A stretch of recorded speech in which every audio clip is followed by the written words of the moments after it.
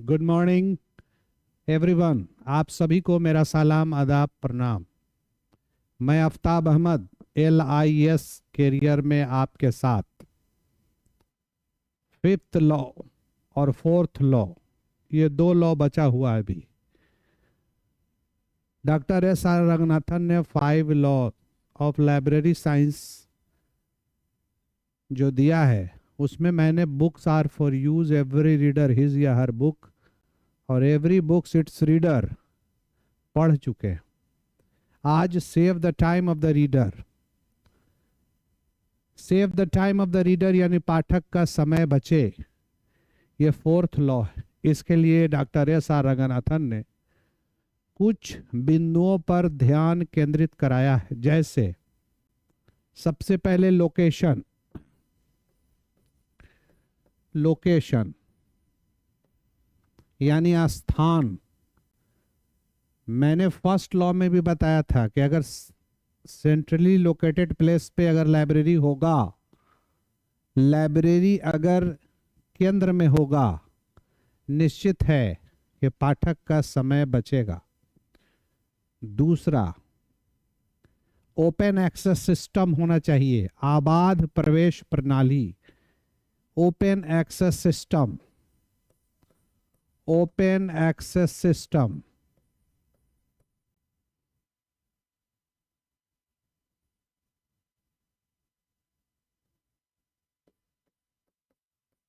Open access system, open access system यानी आबाद प्रवेश प्रणाली, बगैर किसी रोक टोक के यूजर्स को लाइब्रेरी के शेल्फ तक जाने का परमिशन। समय बचेगा, save the time of the reader होगा। क्यों? आप और हम सब जानते हैं, अगर हमने लाइब्रेरी साइंस पढ़ा है, अगर नहीं पढ़ा है तो पढ़ लेंगे। दो तरह का सिस्टम होता है, एक ओपन एक्सेस सिस्टम, एक क्लोज एक्सेस सिस्टम। ओपन और क्लोज। अगर आप पटना में खुदाबख्श लाइब्रेरी को आपने देखा है और गए हैं, तो वहाँ भी आपने देखा होगा कि एक स्लिप मिलता है, एक पर्ची, और उस पर्ची में आप एक सेशन नंबर लिखते हैं अगर आपको याद है, या फिर आपको ऑथर का नाम याद है तो ऑथर का नाम या टाइटल, जो भी आपको याद है आप लिखते हैं, उसे जमा किया जाता है और फिर एक स्टाफ स्टैक रूम से जाकर पाठ सामग्रियों को खोज कर लाकर आपको देते हैं। आपकी ज्ञान की पिपासा उस समय तक शांत हो जाती है और इस कार्य में घंटा 2 घंटा भी लग सकता है। लेकिन अगर आपको ओपन एक्सेस सिस्टम यानी बगैर किसी रोक टोक के पाठ सामग्री तक जाने की अनुमति है, तो जो पुस्तक आप खोज रहे हैं, हो सकता है कि वो नहीं मिले, लेकिन दूसरे ऑथर का उसी टाइटल की बुक मिल जाए, आपको पसंद आ जाए, उसमें कंटेंट अच्छा है, तो सेव द टाइम, आपका समय बचेगा। आप जैसे ही जाएंगे, खोजेंगे, आप अपनी अभिष्ट पुस्तक को प्राप्त कर लेंगे। तो save the time of the reader के लिए ओपन एक्सेस सिस्टम। गाइड्स। ये गाइड्स क्या है, जिसको हिंदी में संदर्शिका कहते हैं। आपने देखा होगा अगर लाइब्रेरी में आप गए हो तो कि जगह जगह पे एक हल्का सा निर्देश लगा हुआ होता है। मैंने थर्ड लॉ में भी बताया था आपको, बे गाइड्स, और उसी तरह से गाइड संदर्शिका लगा हुआ होता है कि मैथ की पुस्तक, सोशल साइंस की पुस्तक, हिंदी की पुस्तक, उर्दू की पुस्तक, कहाँ कहाँ पे है, ये सारी चीज़ आपको गाइड में यानी संदर्शिका में इंगित किया हुआ रहता है। आपको खोजने में आसानी होता है, समय बचता है। साथ में कितने बजे लाइब्रेरी खुलना है, कितने बजे लाइब्रेरी बंद होगा। आपको शौच के लिए अगर जाना है तो कहाँ पे है, पानी पीना अगर है तो कहाँ पे है, स्टैक रूम कहाँ है, ट्रांसलेशन सेक्शन कहाँ है, रेफरेंस सेक्शन कहाँ है, ये सब एरो देकर एक गाइड्स, एक संदर्शिका बना हुआ रहता है कि अमुक जगह पे अमुक चीज यानी अमुक सेवाएं दी जाती है। अगर इसकी जानकारी आपको हो जाती है पहले तो निश्चित है कि आपका समय बचेगा। Save the time of the reader. उसी तरह से बिब्लोग्राफी बना हुआ होता है। बिब्लोग्राफी क्या होता है, तो जब आपको मैं पढ़ाऊंगा कि बिब्लोग्राफी और कैटलॉग में क्या फ़र्क है तो और भी समझ में आएगा।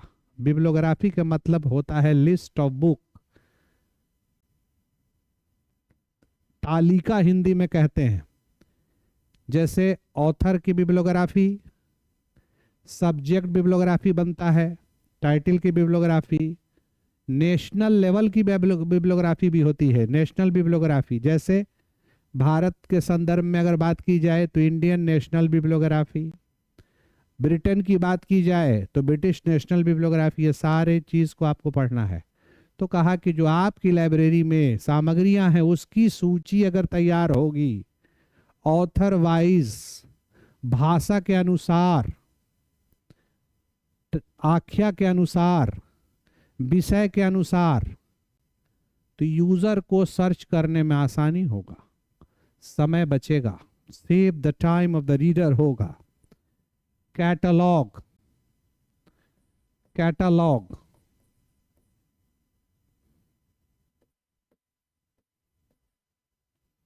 कैटलॉग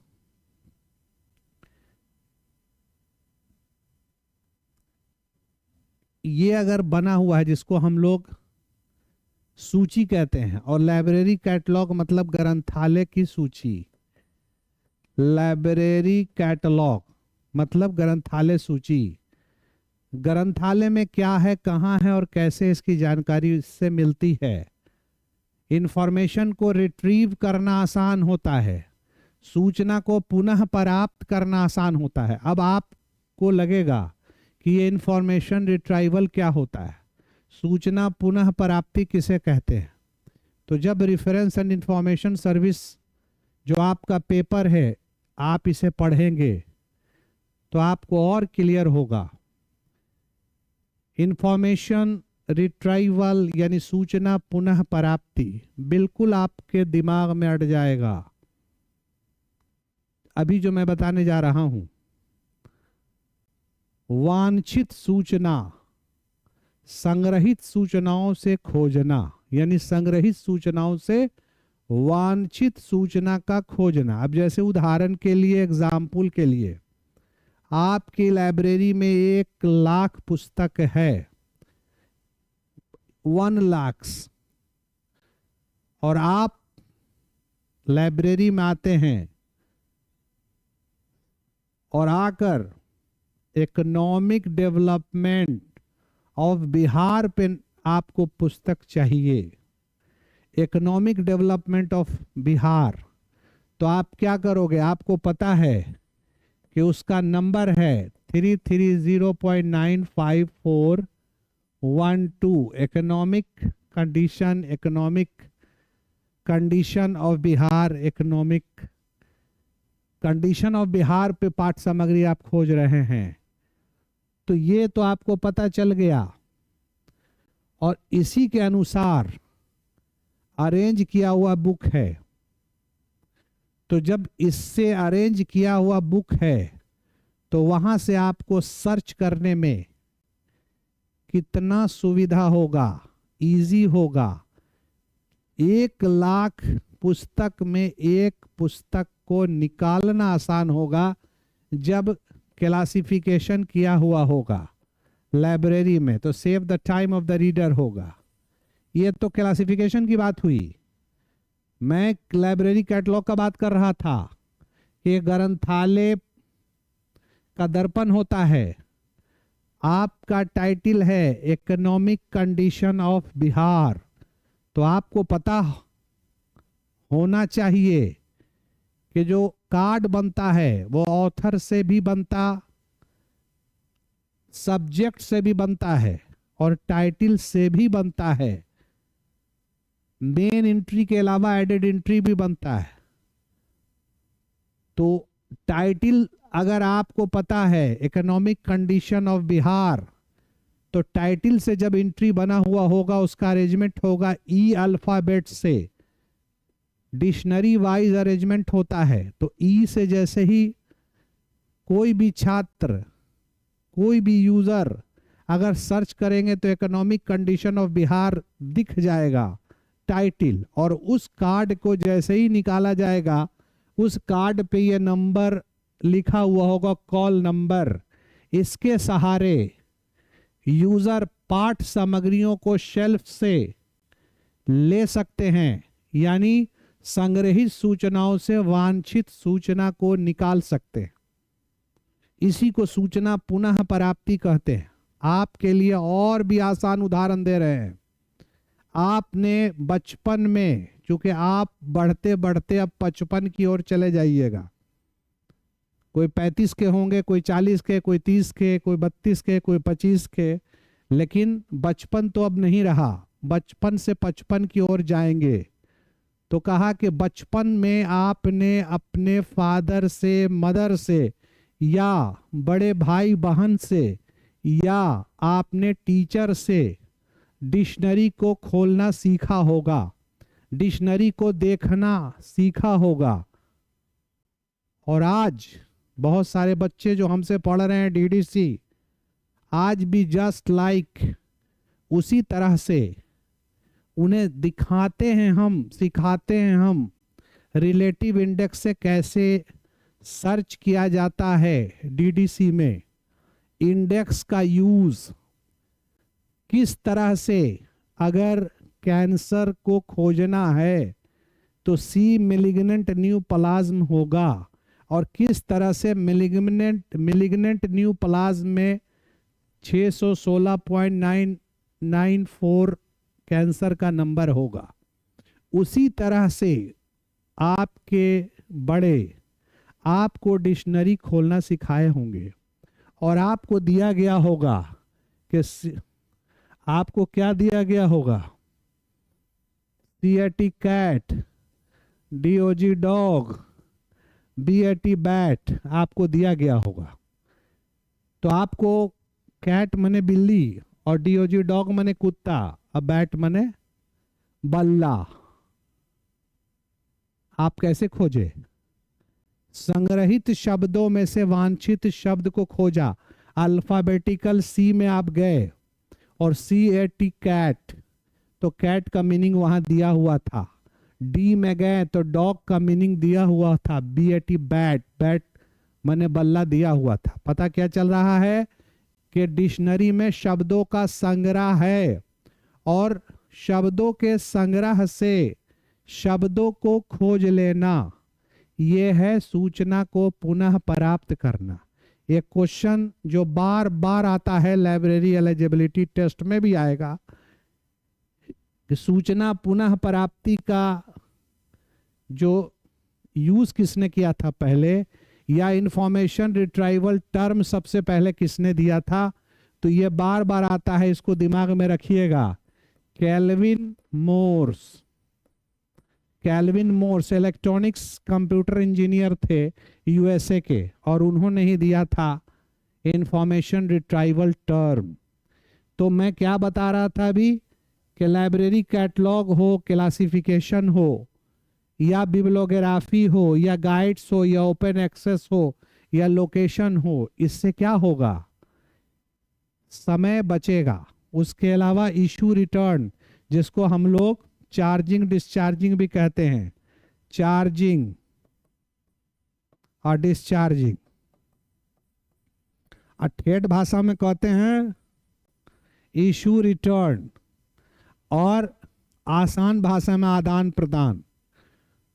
तो आप देखते होंगे कि जब पाठक पाठ सामग्री को लेने के लिए लाइब्रेरी में आते थे तो बुक को इशू कराने में एक लंबी लाइन हुआ करती थी, और बुक को रिटर्न करने का जब डेट होता था तो भी एक लंबी लाइन का सामना करना पड़ता था, और स्टाफ एक एक करके रजिस्टर में इशू करते थे और एक एक करके रिटर्न करते थे।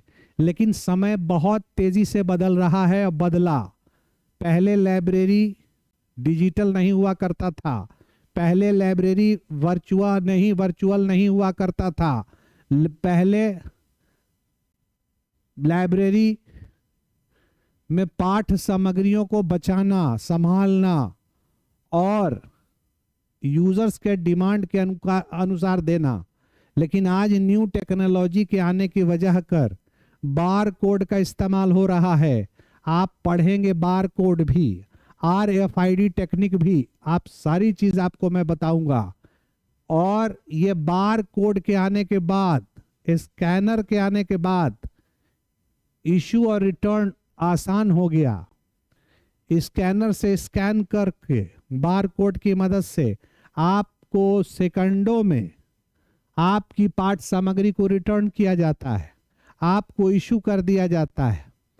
ये कितना आसान हो गया। ये save the time of the reader. ये लाइब्रेरी में आने वाले पाठक के समय को बचाने का ये सारा उपाय है। क्योंकि आज का जो युग है, हर एक आदमी व्यस्त है, और बिजी शेड्यूल से अपने आप को फ्री करके लाइब्रेरी में आना, और लाइब्रेरी में भी अगर समय लग जाए तो फिर आने की हिम्मत भी नहीं होगी। तो इसके लिए चार्जिंग डिस्चार्जिंग सिस्टम में न्यू टेक्नोलॉजी, कंप्यूटराइजेशन के होने के वजह से क्या हो गया, save the time of the reader. तो ये सारे जो बिंदु है, इसे अगर हम याद रखते हैं, और ये तो बहुत बहुत बहुत इंपॉर्टेंट है। जो इंफॉर्मेशन रिट्राइवल टर्म किसने दिया था, और क्वेश्चन अगर आ गया कि कब दिया था, तो ये 1950 में दिया था। ये भी याद रखने की चीज़ है।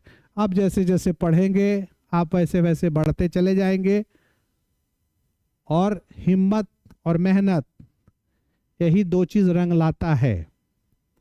कामयाबी की कुंजी है मेहनत। क्या है? कामयाबी की कुंजी है।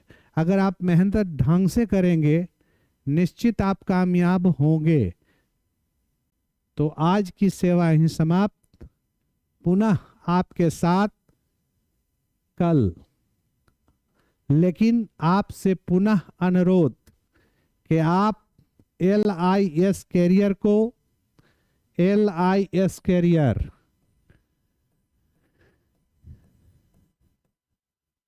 सब्सक्राइब कीजिए, और सब्सक्राइब करने के बाद और लोगों को भी बताइए, उन्हें भी बताइए जो मास्टर डिग्री किए हुए हैं।